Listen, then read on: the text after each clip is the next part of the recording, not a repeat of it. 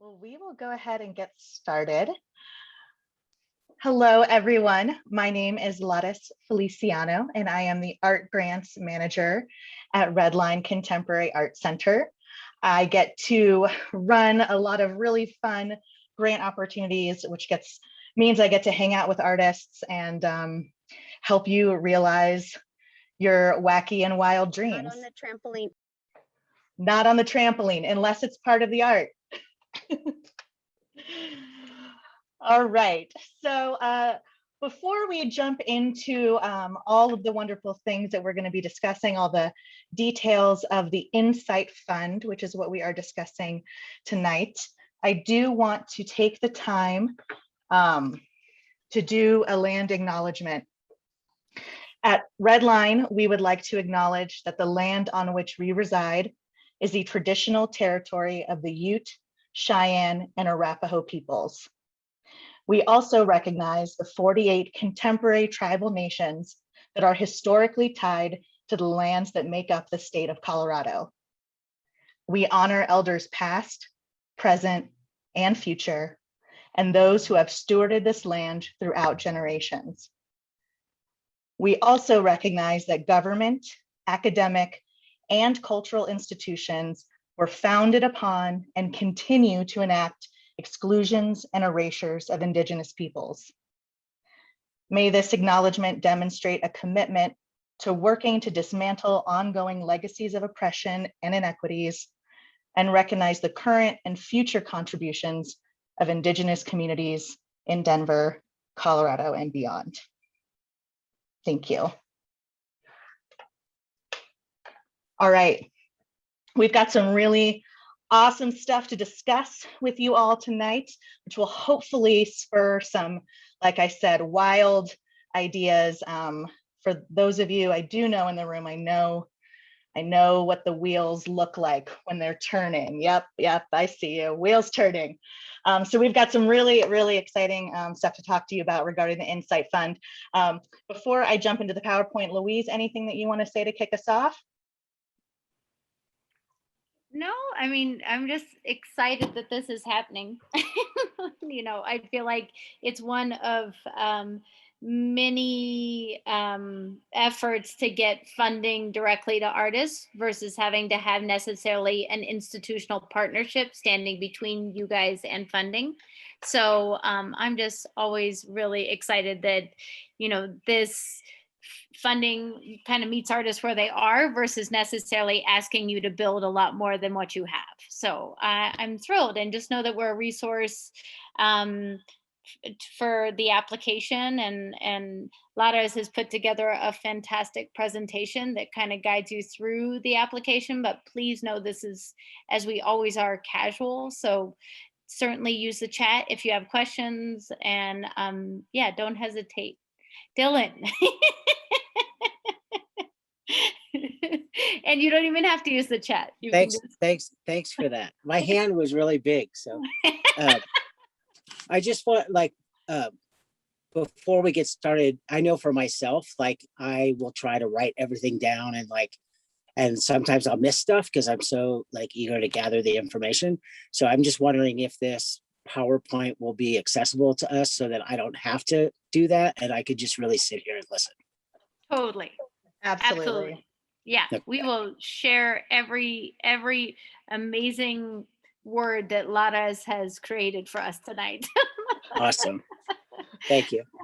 Let's not hype things and up nice too to much. see everybody that I haven't seen in a while. Nice to see you, Dylan. Yes, please sponge up the information. We will have this video available after this evening, as well as the PowerPoint slides and all the details. And as Louise mentioned, we are a resource to you. I am a resource. So as these ideas are cooking, please feel free to reach out to me. And, you know, I just have to say, for context, you know, Louise just said, I'm so excited this is happening. And you just reminded me that we didn't get to do this last year because we decided to, rightfully so, divert these funds towards relief efforts, because that was really what was the necessity of this time 2020. But we are so thrilled to be able to offer project funds again for the INSITE Fund. So yay. All right, well, without further ado, the much anticipated PowerPoint, hopefully not overly hyped. I mean, absolutely overly hyped because we're talking about PowerPoint here. I know. Can I get a drum roll for the PowerPoint? All right, so to start, I'm just going to launch into the information. I'm going to run through the PowerPoint. Because I'm sharing my screen, you all are tiny boxes, so Louise will be watching the chat if questions come up, but please do know that we will have time for conversational question and answer after the PowerPoint. So if you can save questions, great, but understand if something is burning. All right, so we are so thrilled to be part of the Andy Warhol Foundation for the Visual Arts Regional Regranting program. And so what this means is that the Andy Warhol Foundation has partnered with organizations across the country to spread funds around to really support art projects and artists that are doing really innovative work in their communities, and to have community-run organizations deciding where those funds go. So it's a beautiful network. We have connections with folks all over. And I'll just share this quote from our friends at Warhol. The Regional Regranting program aims to support vibrant, under-the-radar artistic activity by partnering with leading cultural institutions in communities across the country. The program allows the foundation to reach the sizable population of informal, non-incorporated artist collectives and to support their alternative gathering spaces, publications, websites, events, and other projects. The foundation plans to expand this program with partner organizations in areas where the level of on-the-ground, self-organized artistic activity is highest. So when we joined this program, I think we were one of 14, something like that. Now we are one of 32 of the Andy Warhol Foundation for the Visual Arts Regional Regranting program. And some other examples of that program include Albuquerque, Baltimore, Chicago, Houston, Kansas City, Miami, Minneapolis, etc. So we are really, really excited to be part of this growing network of arts organizations that are really artist focused. So the fund provides grants of $2,500 to $5,000 to directly support independent artists and artist collectives. The fund does not support 501c3 organizations. We'll mention that again, but if you are representing a 501c3 here tonight, we do have another grant opportunity called Arts and Society, which will be opening in late June. And you are now on the email list, so you will get notified when we open that opportunity up as well. So we will be awarding 10 to 15 grants totaling $60,000. And the fund specifically seeks to support projects that expand the public's understanding of the visual arts and make visible, often unseen and under-supported artistic activity. And we'll talk a little bit more about what this means, but it's really, like I said, it's about your wild ideas. What do you want to do that is outside of a gallery setting? What is something that you've always wanted to collaborate on, but just needed that extra support? And we'll talk about some specific examples of past grantees as well. So the location, this is important. The location that the INSITE Fund covers is the 80-mile radius of Denver. So within this kind of circle that I've made here. So the geographic boundaries for the grant funding area are Fort Collins to the north, Colorado Springs to the south, Lyman to the east, and then Frisco Highway 9 to the west. So if you're not sure if you fall in there, reach out. We can zoom in on the map together. But really we are focusing on supporting Northern Colorado and this part of the Front Range. Also, all projects must take place outside of the studio, museum, art center, or traditional gallery setting. So again, we're really focused on projects that are kind of pushing the boundaries of what is an art space and where art can occur. So eligibility. All projects must be anchored in a visual arts practice. Now, I think an important thing to note about this, this particular part is that while we really are focusing on a visual arts practice, right? This is the Andy Warhol Foundation for the Visual Arts. We are really supportive of collaborations that interweave different art forms. So we have a past 2019 grantee, Nathan Hall, who is a musician and composer. Nathan is a sound artist, and his project was really centered around music, but incorporated other artists. And then the culminating piece is a film that we will actually be screening later this month. So that's just an example of how, while all projects must be anchored in a visual arts practice, what that looks like can be, can be experimented with. We want to see experimentation and collaboration. Grant funds are intended for individual artists and artist collectives. And again, the fund does not support 501c3 nonprofit organizations. And part of the reasoning behind this is that there are so few grant opportunities that are direct to artist funds. Often you have to have a 501c3 backing you as a fiscal agent, or doing the application for you, whatever the case may be.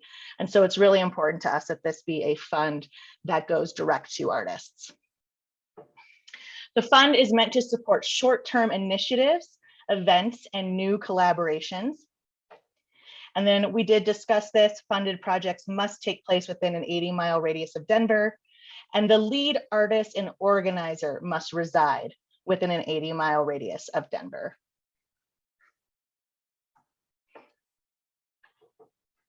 Again, funded projects should take place outside of the traditional gallery, art center, studio, or museum location.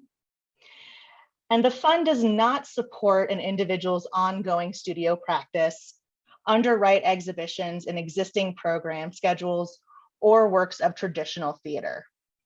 So again, we're looking for new collaborations, new projects that have just begun, or that kind of thing, not funds to buy a new printing press. That's not what this fund is for.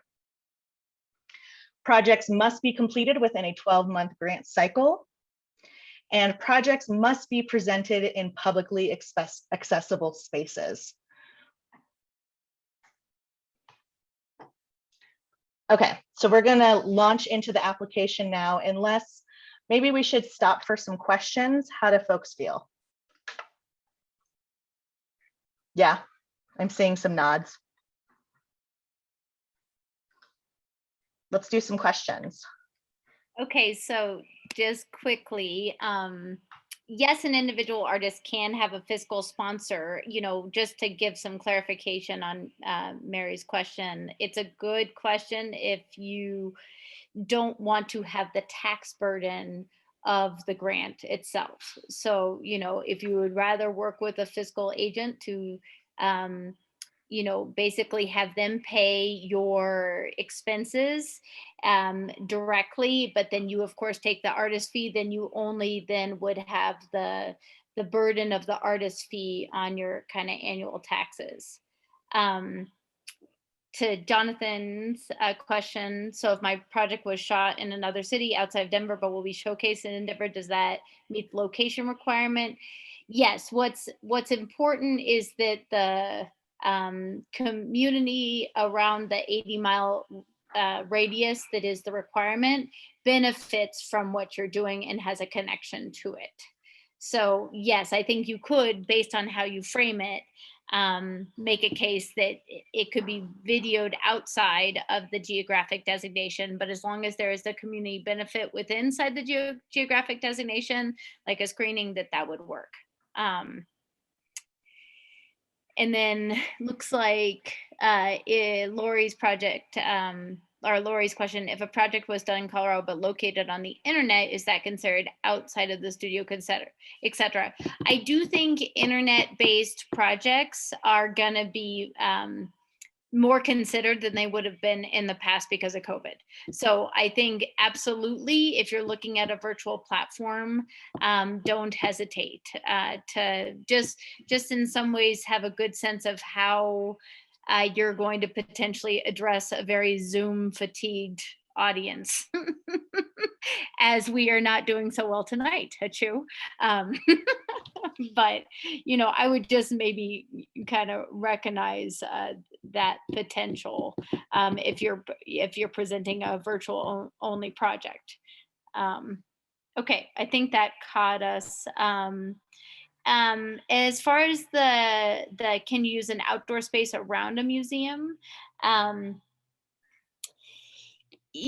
think that may get a little sticky, because it really is supposed to be that there is not necessarily and unless there was like, in some ways this dialogue with the museum as a site of institutional space versus non-institutional space, and you're looking at it through that lens, that may be a little challenging to convince that it's not a traditional art space, because oftentimes around museums there are public sculpture, but it's all how you frame it.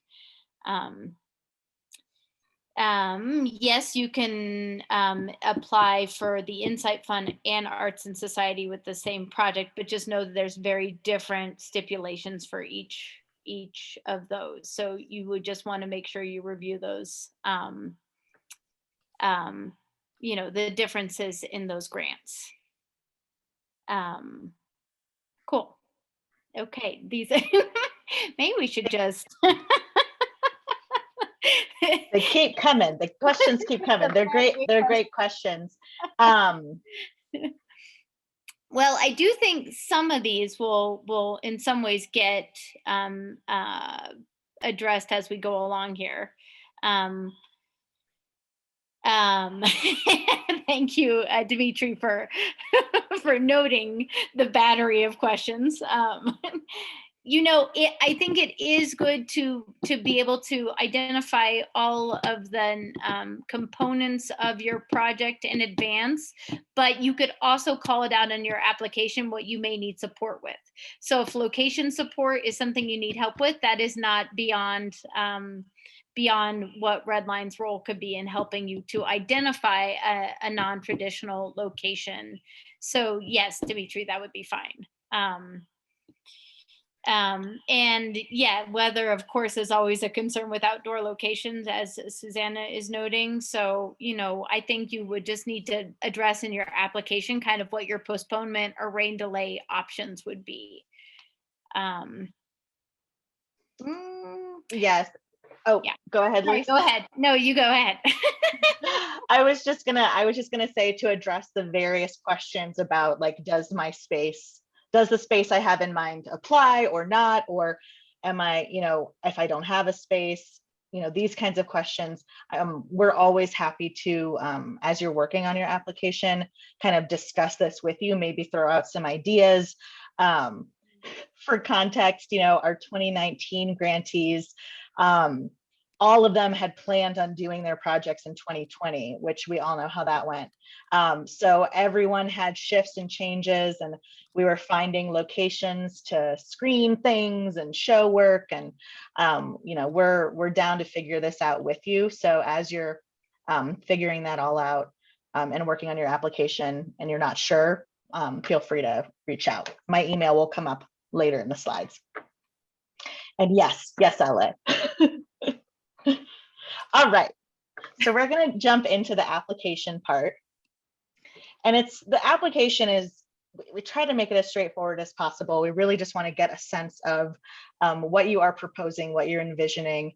And again, for for the parts of your proposal where you're not sure, maybe you're still figuring out a collaborator, those kinds of things. Let us know as much as you have figured out and as much as you have, dreamed and schemed. If there are unknowns, that's okay, but having as much of an idea presented is helpful. So the application project title, it can be a working title if that's the case, lead artist name and email, list of partners, collaborators, performers, and their role or roles. The city and county in which your proposed project will take place, and then we will ask if the project takes place within that 80-mile radius. A website if you've got it. And then we'd like a location description, which is really getting a sense of where this work is going to be shown, experienced, presented. So if it's online, if it's a series of engagements with the community that will culminate in an outdoor performance, whatever the various locations of the project will be, we'd like to get a sense of that. And then a short project description, so 100 words. This kind of helps us ahead of time with our promotions and marketing, and just having a blurb is really, really helpful, that 100 words. And then a longer description, which is still a short, we have short project description here twice, apologies. A 500-word project description. And this is, we want to know more about what's going to take place, what form will it take, how will you define success, which is yours to define. And then lastly, we want to know how you plan to activate your project and make it publicly accessible. So if it's a website, how are you letting people know about it? How are you getting the word out? If it's a screening, an outdoor screening, a couple of folks mentioned that.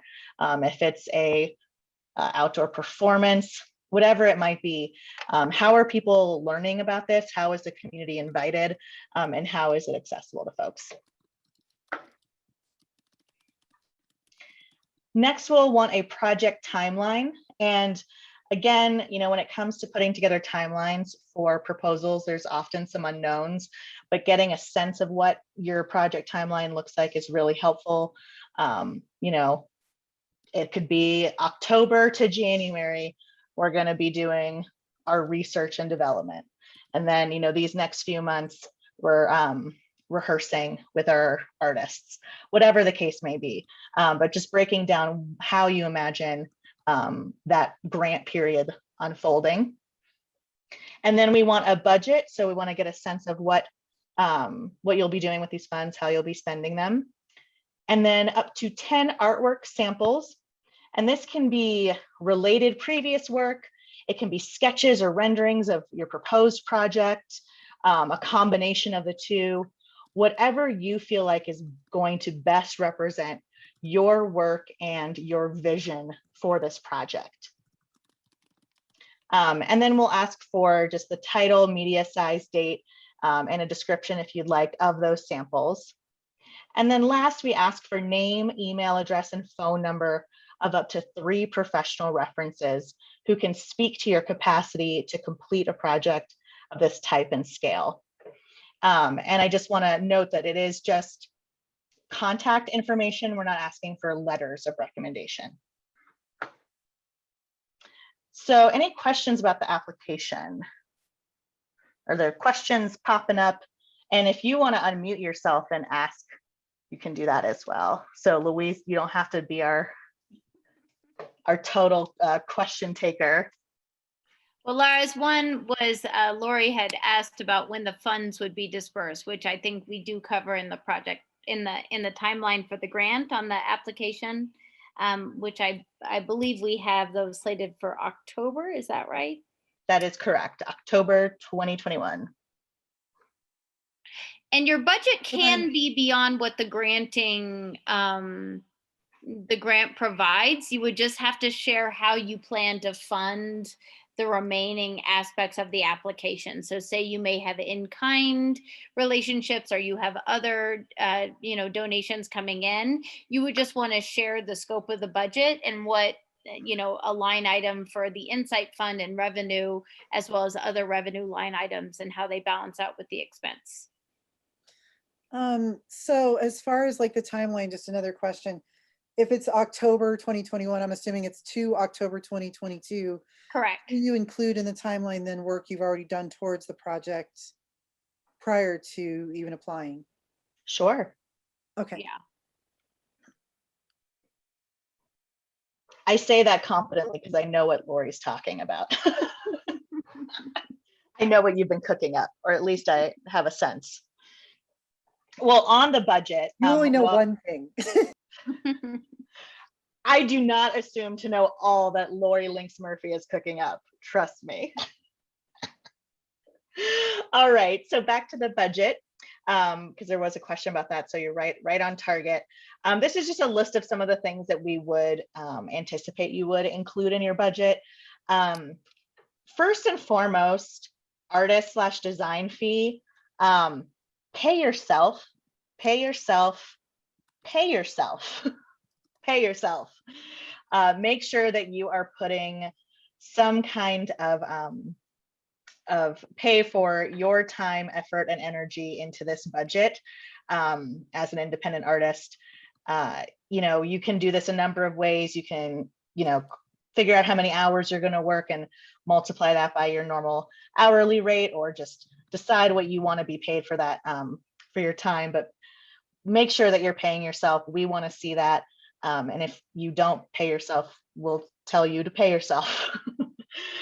Stipends for collaborators. So if you are bringing on other artists, we want you to pay them. So that could be, you know, fabricators you're working with, or dancers, or teaching artists, whatever the case may be. If you are collaborating with folks, you'll want to include those stipends. And then of course, you know, materials, workspace, venue rental fees, if that's the case, any equipment that you might need, marketing, advertising. These are things that I always forget to include.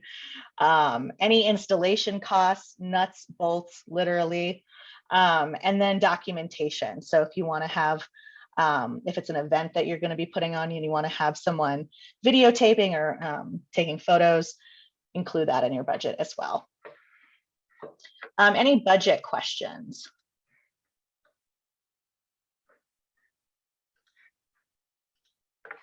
I know this is what we're all so excited about talking about. Okay, well, just remember to pay yourself. That's the most important thing. Okay, so on to the jury process. So we have a wonderful jury, and I'll share the jurors with you shortly. But we will have a jury of 5 local and national jurors. And they will be meeting, actually this says late August, but we'll actually be meeting in early September to make those final decisions. And the considerations are pretty straightforward. First and foremost, location. Does it fit within the geographic region? Second, audience engagement. Does the project take place in a publicly accessible space? Innovation and authenticity. Does the project add to and expand definitions and understandings of the visual arts? Collaboration. How does the project leverage collaboration in service of audience engagement? And then last, professional presentation, performance, execution. Does the concept and presentation of the concept demonstrate artistic strength and merit?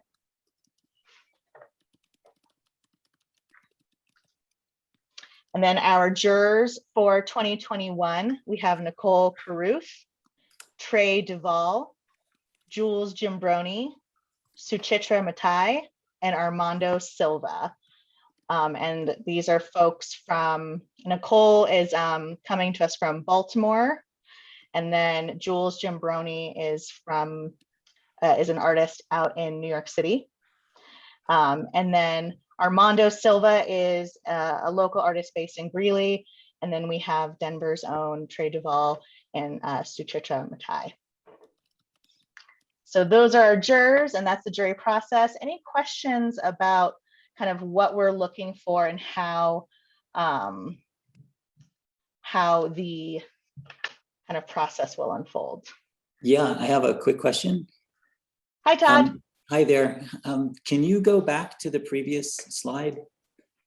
Could you just elaborate on the collaboration item? How does this project leverage collaboration in service of audience engagement? Yes.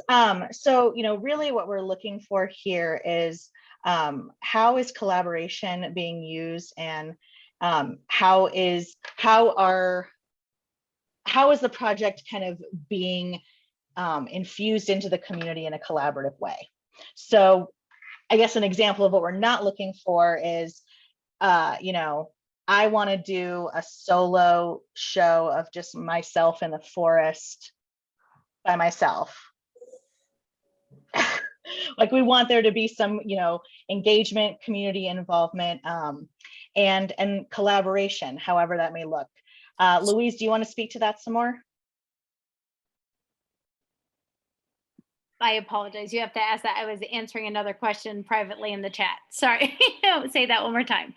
Sure. Todd was just asking for some clarification on collaboration and how the project leverages collaboration in service of community engagement or audience engagement. I threw in the word community.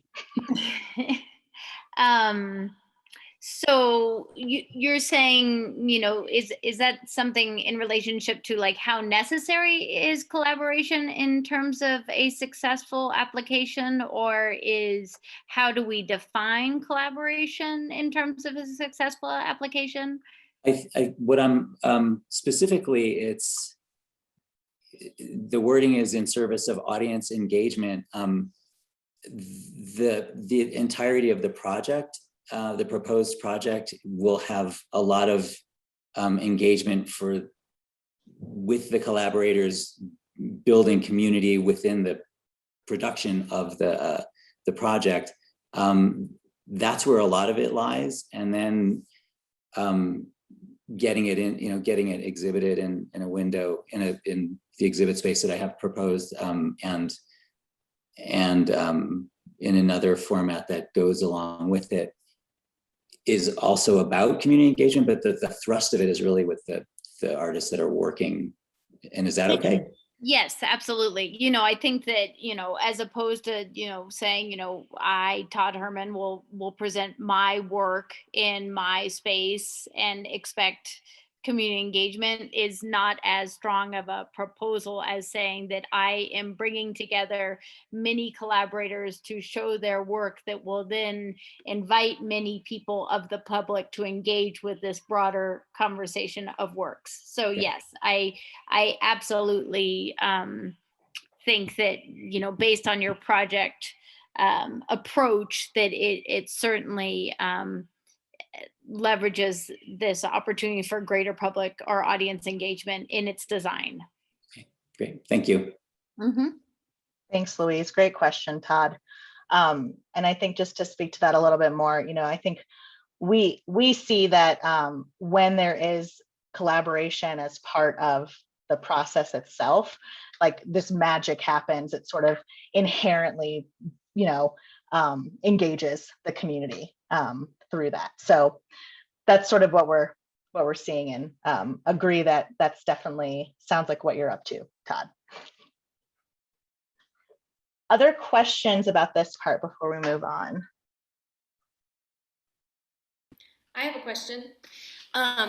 Is a publicly accessible space, can it be a privately owned space that's rented and it's still publicly accessible? Does that mean that? Okay. Yeah, absolutely.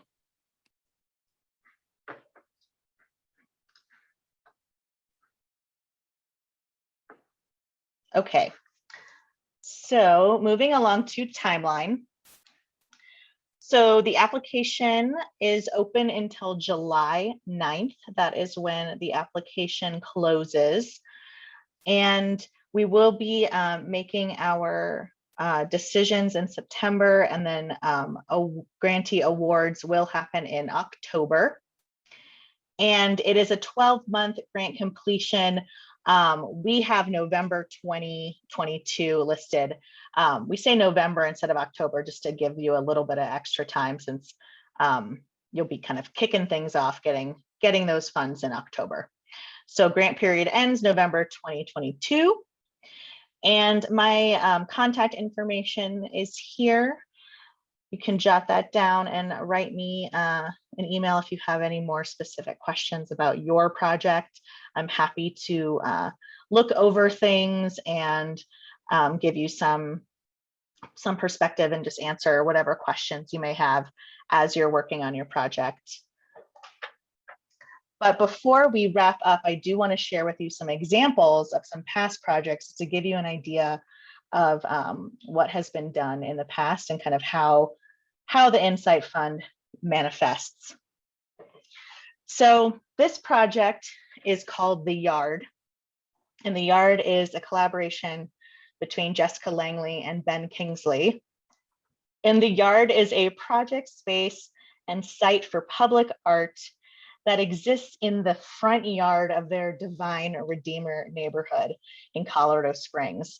So the photo on the bottom right here is the Google Maps of The Yard, which has become this just exciting and just really active little corner of the neighborhood with public art popping up quarterly. So they've had quarterly installations rotating.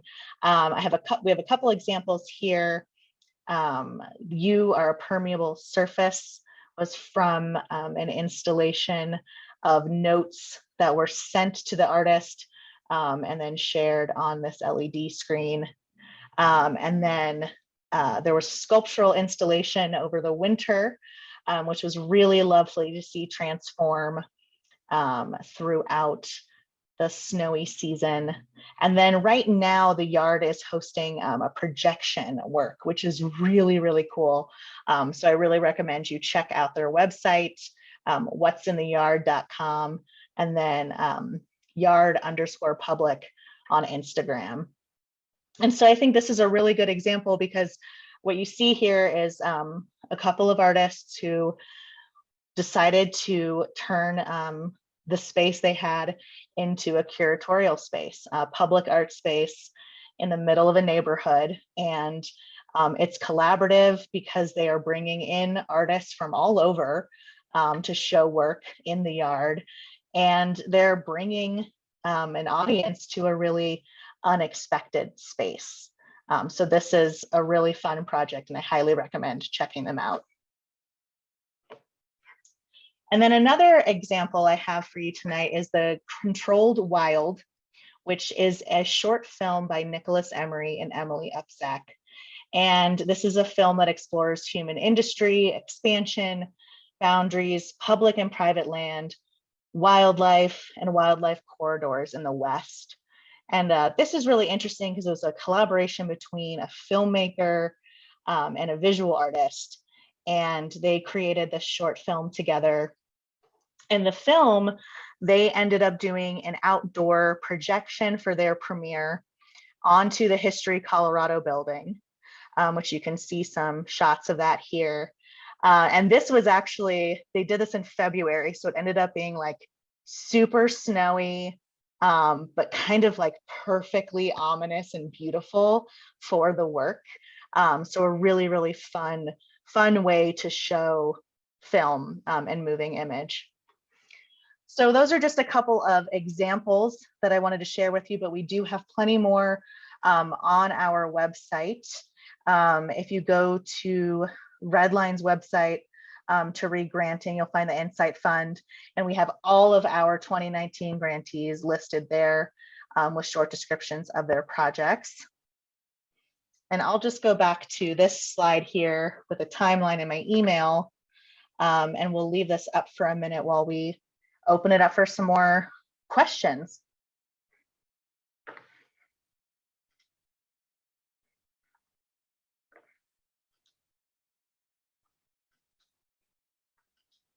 Are the wheels turning? Do people have ideas? Thank you so much for doing this interactive question and answer session. Totally. Will you be will you have a list of fabricators for us as well? Oh gosh, we can certainly help you find fabricators. Okay. Yeah, absolutely. Yeah, I don't know that we have like a list ready to go, but I can see Louise's wheels turning already. So we've got folks in the wings. We know people who know people, mainly a few people. Right on. But we tend to be like very mischievous collaborators ourselves. So we will try our darndest to connect you with folks that will help make your magic happen and hopefully turn into more awesome collaboration in the future. Awesome. Hi, Laura. So good to see you. First of all, I just wanted to say thank you so much to RedLine and all of the people who make these projects happen. I have found very few organizations that support the work of individual artists to make community projects like this, and I'm just so excited about it. So thank you so much. I really appreciate it. I had two questions. My first question was, what defines publicly accessible? Like, if you're targeting it to a specific community, how broad should the reach be? You know, forever ago, they had guidelines of like 100 people was kind of like the minimum.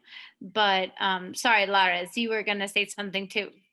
Go. What you answer? No, I mean, you know, Rashika, if you are thinking of a particular community of folks that you are engaging in a thoughtful, intentional way, that meets the criteria for public engagement. You know, I think the idea that Warhol came to these funding programs with is, how do you make contemporary arts practice accessible beyond the institutional walls, and how, you know, and granted that's been going on for centuries, but you know, this is just kind of a more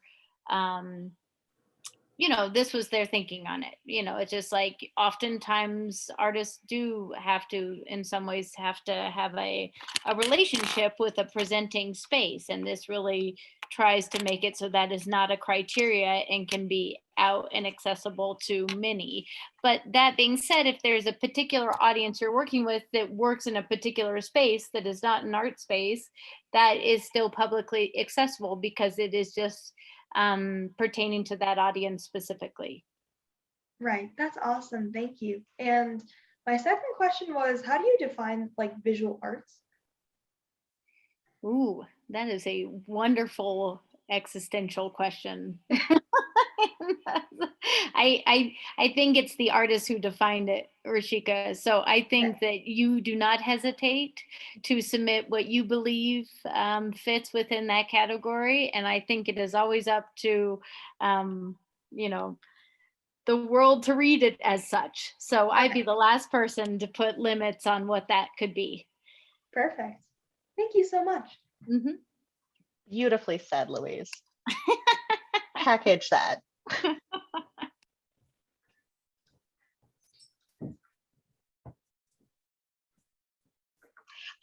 Camilla asked a question, besides the final presentation of the project, do we have to provide other deliverables? Yes, there will be reporting at the end of your project. Reporting is real standard narrative report, description of your project, what worked, successes, and then a financial report. So just how'd you end up spending the money? You know, you thought you were going to buy 15 purple tutus, but you ended up only buying 10. You know, just a document of the funds spent, and then documentation. We love to see photos, videos, etc., and we love to brag about what the artists are doing and share it on our social media. So there is a report at the end of the grant period. It's pretty straightforward, and I am with you along the way to help as you're working on it. And a question for sample artworks, is it possible to deliver you sample books that would relate to the proposed project in person versus a PDF? The thing that'll be tricky about that, Todd, is we do have a couple of jurors who are out of state. And so everyone does need to be able to review things virtually before we meet in person. But we are planning on doing our final jury deliberation in person. So if you wanted to bring something by RedLine as an addendum, I'd be happy to hold on to that for you and show it to the jury in person. But we will need to have something digital that our jury can review virtually. Great, thank you. Yeah, LA. I have a work sample question too, which is I'm wondering, do you need to have, are they 10 separate works, or are they, can they be samples taken from the same work? It can be samples taken from the same work. You know best how to represent your work. And so, you know, however you want to fill those 10 samples is up to you. I also forgot to mention that the application does include a place for links for those of you artists with video work that you want to show on a link, because uploading videos on Submittable is maddening, as I know. Well, thank you. Okay, I have a question. Let's say what you're proposing is markedly different from your current visual work. How do you best represent the idea within the framework of like showing your, like you show sort of what your work is and maybe sketches of what this will be, or how is it best to present that? Yeah, I mean, I think, you know, if you can provide some kind of sketch, maquette, whatever it might be, to demonstrate what you are envisioning, that's incredibly helpful. I understand, if I'm reading you correctly, Lori, you're not wanting to submit a bunch of samples that make it look like this work is going to be the same as the past work. Am I hearing you correctly? It would be like literally nothing like any of my past work, and I don't even know how to talk about what it looks like, since it isn't as much a visual thing as an experiential thing. So yeah, I mean, I think in that case, maybe, you know, you frame part of your proposal in terms of kind of your journey as an artist and how this is outside of what you have been creating, so that the jury has that context. And again, any sketches that you can provide to help us see what is unfolding in your brain would be great.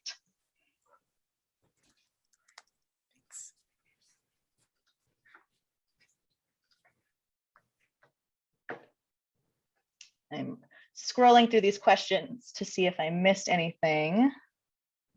Oh, sorry, one more question related to that. Will we have space to explain what we included represents? So for example, if we include like concept sketches or material of what the project will look like, but it's not exactly what the end product will be, because the end product is dependent on other factors, would we have like room to explain what each image is? Yes, there's a text box for you to include like title, medium, and then a description if you want. So as much information as you want to provide to contextualize those images, you can put in there. Thank you.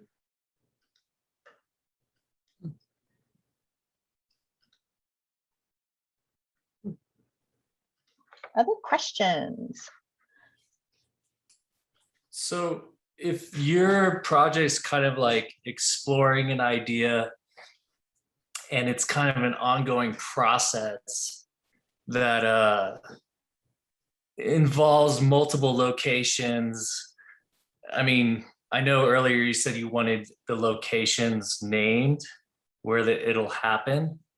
I mean, I guess my idea is more kind of involves like a guerrilla setup and interacting with an audience on the street just randomly. Is that encouraged, or do you want it to stay within parameters that involve getting permission? And I mean, like, how far can you, what are your boundaries? Like, how far can you go with doing something that's possibly a guerrilla art project? I feel like I need to let Louise take that one for legal reasons. Yeah, I mean, that's. Did you hear the question, Louise? No, I apologize. I was doing the same thing again. I'm answering other questions. Okay, so John, I think you did share this a little bit in the chat. So Yeah, and I realized I was writing it to you and not everyone. Sorry. No. So your guerrilla engagement. So you're thinking that so yeah, say your question again. Well, I mean, I know this represents you and this grant. I mean, we will be representing this grant as artists, and I just feel like my idea is kind of it involves the homeless audience and engaging with the homeless, which you know and but also it's kind of like going to where they are, so I don't have specific locations that I could I don't know, without like revealing too much. I guess I'm just trying to figure out what would your concerns be as far as like liabilities and I mean, I think the best thing to do would be set up a conversation with me and Lares about your project specifically, because, you know, RedLine has a long history of working in collaboration with organizations and individuals experiencing homelessness. And so depending upon what you're thinking, I think we could approach it in a thoughtful and intentional way that would not necessarily have to be so concerned about liability based on your approach or methods. I mean, I feel like, yeah, I mean, I think I would just need to learn more, but we should just set up a conversation. Okay, that would be cool. I'd appreciate that. I hope that it wasn't like a parachute out, but I just feel like I know No, you don't want to reveal too much, but I feel like I want to give you that privacy while at the same time like say like let's chat. yeah, and I guess I've done some of this work before, and like engaging with the homeless, I just realized you really don't know who you're going to engage with and how that's going to unfold. Anyway, Yeah. so yeah, I'd be happy to have that conversation later. Yeah. Thank you. I felt like an important part of your question, John, was that you stated specifically like do we need to have permission for the places that we would engage in? So I think that Yes. like just that specific part of it, can you address that specific part of that question? Like, do you need people to have permission for the places where they're going to engage? Or can we do things without permission? Okay, yeah. Like, let's say I want to stand in front of King Supers and do something, and random King Supers, like, and I don't get permission. Is that something that you would be a problem? Or Well, the thing where I think it will hurt the application is when it comes to your marketing and outreach. So like if you are trying to make this conversation publicly known and accessible, but then therefore don't have the consent with the site Right. or those closest to the site, I think it could pose a problem in your approach to making it publicly known or accessible, which I know is I kind mean, of I think of Girl Scouts and Girl Scout cookies. Like I feel assaulted by them all the time. an excellent Yeah. analogy. I'm thinking maybe I'll set up a table and sell. Yeah, I don't know. Rainbow cookies in June, you know. That's the kind of assault I love. I have a question as well. Sorry, my dog was asking for dinner and I might have missed this if someone else asked it. Will we have to get insurance for that specific space if we make an arrangement with someone? You know, it's oftentimes on the site to, ask you whether to provide coverage or not. So, you know, in the instances that you may be asked to require insurance coverage, let me know. That may be something that RedLine can help you with. But oftentimes we have not had that challenge with these grantee projects, but you know, don't let that be the barrier. Because you know, or you can of course write in a temporary insurance policy in your grant budget, which may not cost a lot if it were just, you know, to be presented on a day or a week or something. So maybe if that is a request of the site, you just you know, circle back with us and see how we can help. Okay, thank you. Surely, surely. To Heather's question in the chat, yes, we will have the recording available afterwards. So no worries.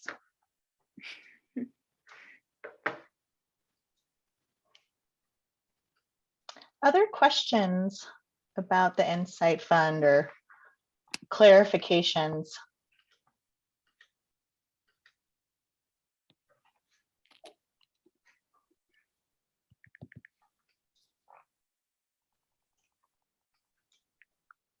All right, well, it looks like everyone has begun working on their applications.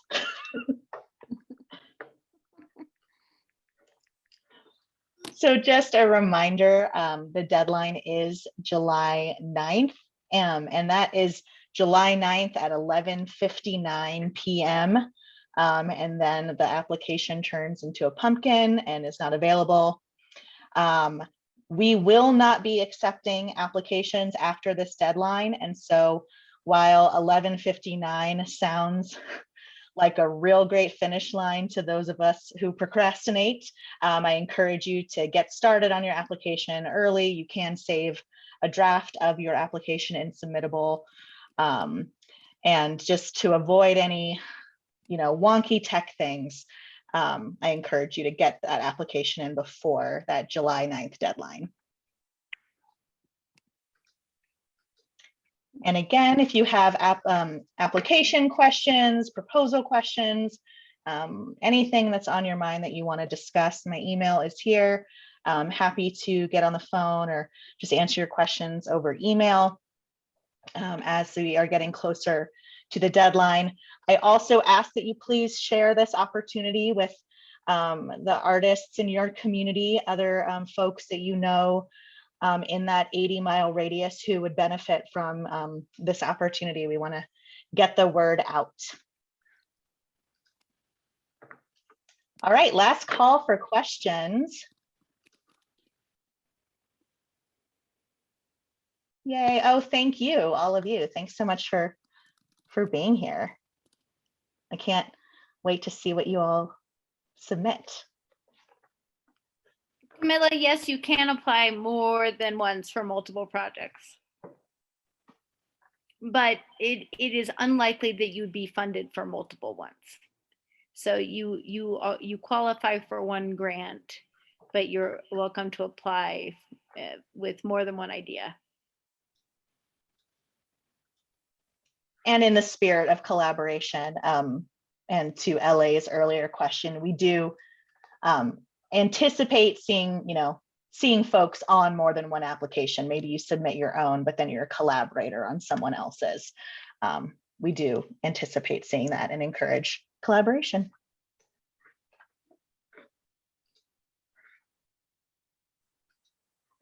Okay, team. Thank you. Hope you are going to some delicious meal or something. I hope and not so. worrying about your INSITE Fund application. And yes, please be in touch with Laura's and myself if you want to set up a kind of a one-on-one session. If this information session didn't kind of answer your question specifically, you know, we're of course happy to jump on a call with you. Okay, y'all. Have a great evening. Thank you. Thank you. Thank you, everyone.